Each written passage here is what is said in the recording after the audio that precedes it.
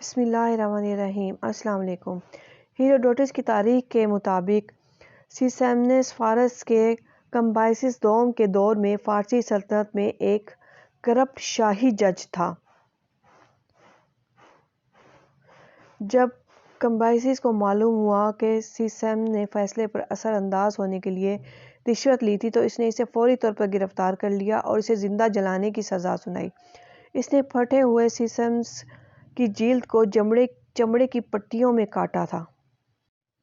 یہ 16ویں صدی کی ایک پینٹنگ ہے جس میں 500 قبل مسیح میں ایک بدعنوان جج کی زندہ ہوتے ہوئے اس کی کھال اتاری جا رہی ہے۔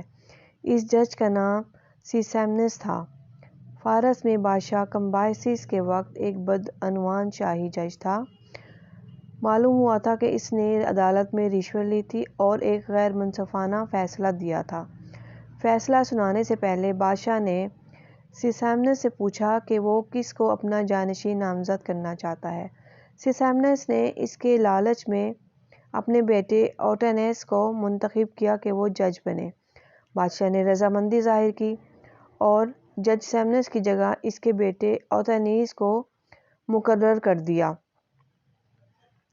اس کے بعد اس نے فیصلہ سنایا اور حکم دیا کہ جج سیسیمنس کی کھال اتار دی جائے اور اس کی جلد کو جو اس کی کھال اترے گی جج کے بیٹھنے والی کرسی پر چڑھا دیا گیا تاکہ اس کو عبرت کا نشان بنایا جائے، جس پہ نیا جج عدالت میں بیٹھ کر بدعنوانی کے ممکنہ نتائج کی یاد دلائے گا۔ اس طرح وہ صحیح فیصلے کر پائے گا۔ اپنے غور و خوض میں جب اوٹانیس ہمیشہ یہ یاد رکھنے پر مجبور تھا کہ وہ ہمیشہ اپنی پھانسی پانے والے باپ کی جلد پر بیٹھا رہتا تھا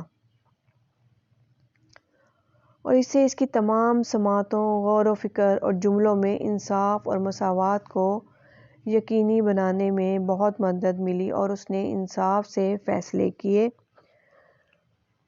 اگر ہم اس تاریخی واقعے کو سامنے رکھتے ہوئے اپنے ملک کے عدالتی نظام کو دیکھیں تو دودھ کا دودھ اور پانی کا پانی ہو جائے گا۔ ہماری آج کی عدالتوں میں کیا ہو رہا ہے؟ ہمارا عدالتی نظام انتہائی کرپٹ اور غیر مؤثر ہے۔ لاکھوں کی تعداد میں مقدمے التوا کا شکار ہیں جن کا فیصلہ ہی نہیں ہو پا رہا۔ لوگ جیلوں میں سڑ رہے ہیں، بے گناہ لوگ جیلوں میں سڑ رہے ہیں۔ 25 سال ایک مقدمے کے فیصلے کو لگ جاتے ہیں جبکہ یہی عدالتیں اشرافیہ اور امیر لوگوں کی خدمت کے لیے ہر وقت تیار رہتی ہیں اور ان کے فیصلے جھٹ پٹ ہو جاتے ہیں۔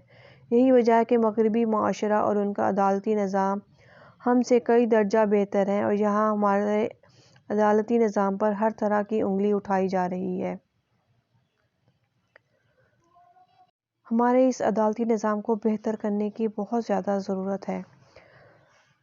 یہ بہرحال جس معاشرے میں کرپشن سے پاک انصاف فراہم کیا جاتا ہے وہاں ترقی کی رفتار تیز ہوتی ہے۔ حکومت سے پوچھتے ہیں کہ کیا ہمارے ہاں یہ نظام قائم ہو سکتا ہے یا ہم ایسے ہی رہیں گے؟